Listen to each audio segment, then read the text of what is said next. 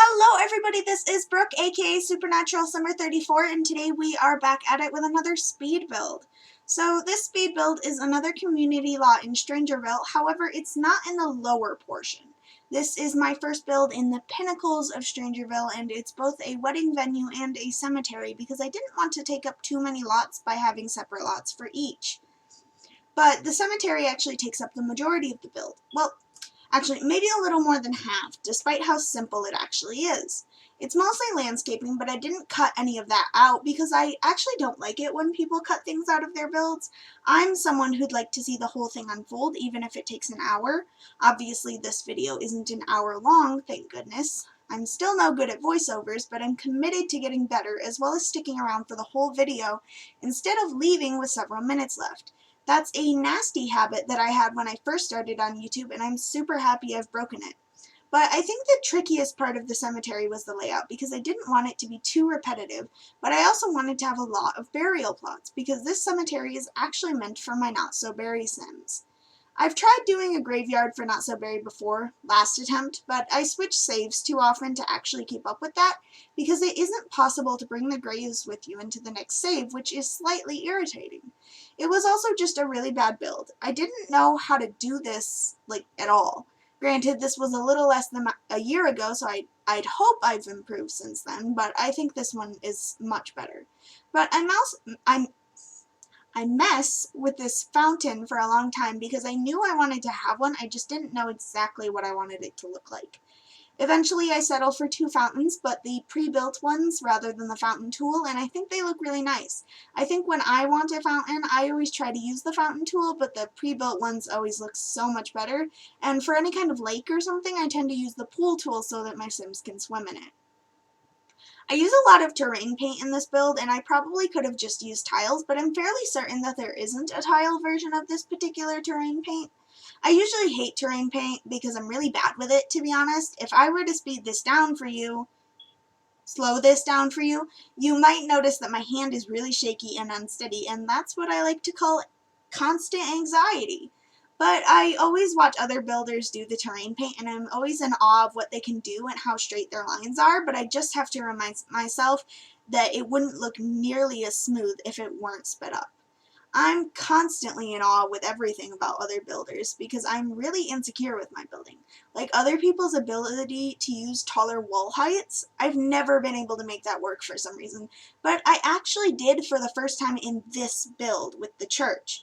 I did go for a church with the wedding venue, but if you don't want the churchy look with your wedding, because I know that can be kind of icky sometimes, I did add a little pathway with trees and plants and stuff next to the church leading to an arch if you like the look of a garden wedding. This build honestly has a ridiculous amount of landscaping, but I think it looks really pretty.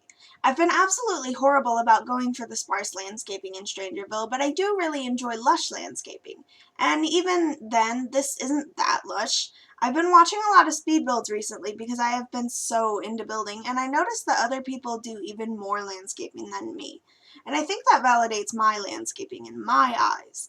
But you may notice at a couple points in the video, I actually stopped for a moment and count the amount of plots because I wanted to make sure I'd have enough for at least a 10-generation legacy.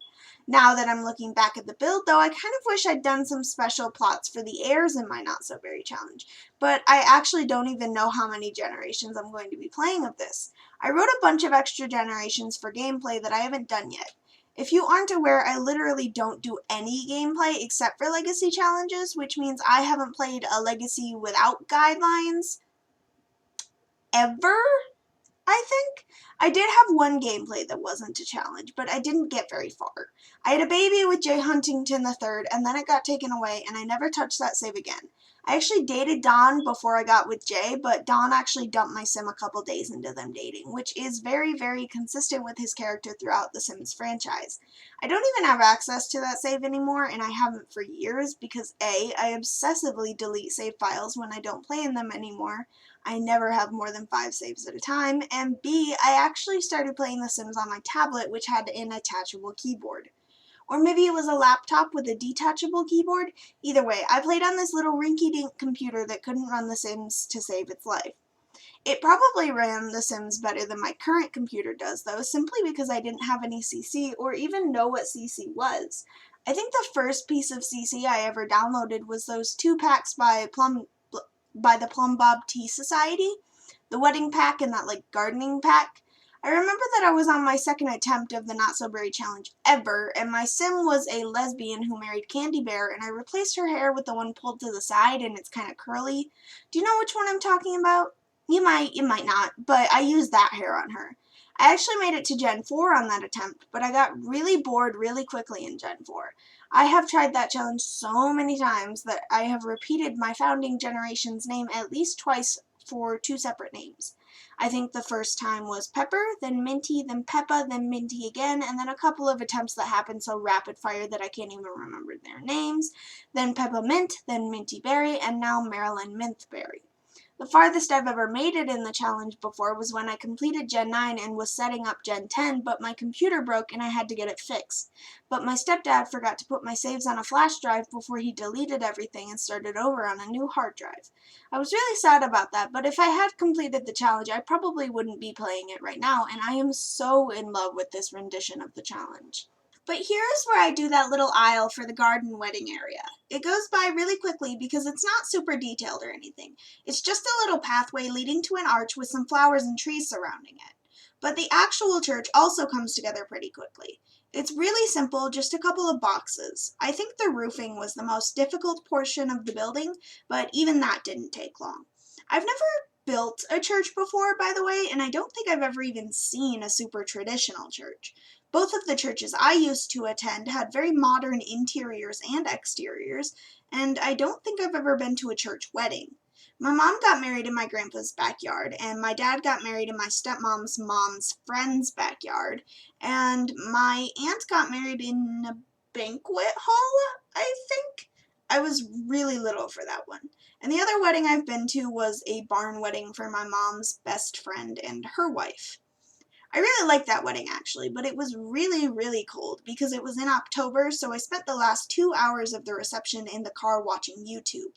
But my dad's wedding was really chaotic. My sister and I were done up in an outfit that I cringe at now. Our hair was curled and pinned in some places with little barrettes and a tiara for each of us. We also wore a floral maxi skirt with a kind of dressy shirt, if I'm remembering correctly. My sister wore flats, I'm pretty sure, but my mom had taken us to buy shoes for the wedding, and I got my first pair of heels. I was like 9 or 10, which might be too early for a kid to start wearing heels, but it isn't like they were stilettos. They were these wedges that had a bow on the end, and they were like pink and sparkly. My sister and I used to be color-coded too, so she wore pink and I was constantly in purple. Now, though, my sister enjoys all of the colors, and I wear black. But like I said, the wedding was super chaotic. The first thing that happened was that my dad couldn't find the house we were having the wedding at, so he took like an hour to arrive. And then my stepmom got lipstick on her dress, like a really clumsy person is bound to do. And the last thing that happened was that my great-grandpa forgot the rings. So I don't remember what rings they ended up exchanging, but that was a huge thing.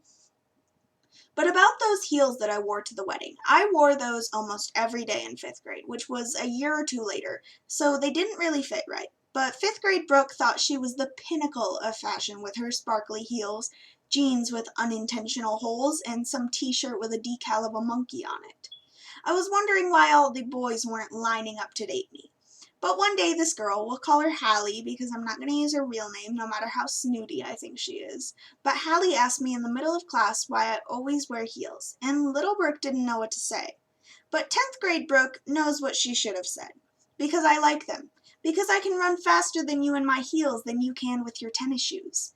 Because maybe they make me feel good about myself. But instead I said nothing, and I think a couple days after that I finally admitted that my heels didn't fit, and I got rid of them. In 6th grade, though, I got a new pair of heels, and now the majority of shoes that I wear at least have a little heel to them. I currently own some platform boots, and I wear those all the time. But back to Hallie. 3 years ago, I had a class with her, and you want to know what she was wearing? Kitten heels. Hallie was wearing kitten heels, and she wore them almost every day. I was so tempted to point it out, but first of all, I'm shy, and second of all, I'm 100% sure that she didn't remember she even said that, so I didn't say anything. But we are decorating the church area right now, and it's pretty simple. I added some spots for your Sims to sit down, even though they don't really like doing that. I haven't play tested this build. I rarely do because I kind of know what'll work and what won't. I'm not very explorative, but I haven't play tested it, so I'm not 100% sure that your Sims can reach the kitchen, especially when I add the pillar of flowers next to each seat. I'm fairly certain they can, but please let me know if you're unable to do that and I will definitely fix it. But one thing I wanted to be sure of in this build is that I added a couple of woohoo spots. So I have a woohoo bush and those closets in the rooms for the bride and groom. Or groom and groom or bride and bride to get dressed. It's not super functional, but I thought they looked nice. I did include a bathroom in this build other than the woohoo bush because I know that a lot of people's Sims aren't very good at staying awake or using the bathroom during weddings. I know my Sims have fallen asleep on benches more times than I can count simply because I use the plan event thing on the calendar so that my wedding isn't super spur of the moment, but sometimes I end up forgetting that it's happening and then my Sims' needs are super low. But the bathroom and kitchen go by super quickly. I didn't add any clutter to the kitchen because I figured you might want to have space open for the food because I didn't add any kind of banquet table. There are tables outside for people to eat and for the cake, but I'm kind of annoyed with myself for forgetting that people like to have like a dining hall for their wedding with a long table for the food to go on. I mean, I suppose I could redecorate the kitchen a bit to suit my needs, but as of right now, I don't think I'll be doing that. If you would like to do that, then please join our Discord server and send me a picture. I love seeing other people's builds, and I know there are lots of people who could do it better than me.